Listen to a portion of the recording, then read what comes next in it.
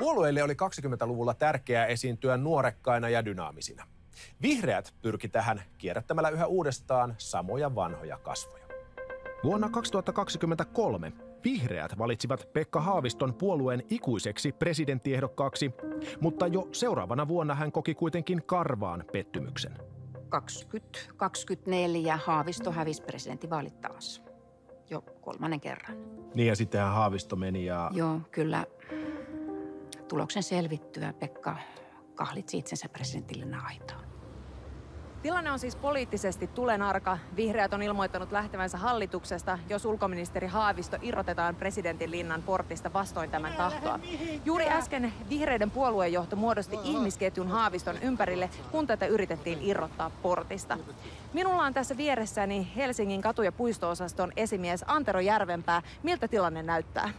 Tämä tilannehan on vaikea, että ministeri Haavistohan on ilmeisesti nyt ollut syömättä kaikki nämä 6 päivää. Että todellisuuden taju alkaa hämärtyä, hän uhittelee häntä lähestyviä virkamiehiä, hän maanisesti yrittää selittää asioita itselleen parhain päin, siis tällaista kaikenlaista kaikkivoipaisuusharhaa. Aivan, mutta onko nälkälakko muuttanut ulkoministerin käytöstä jotenkin?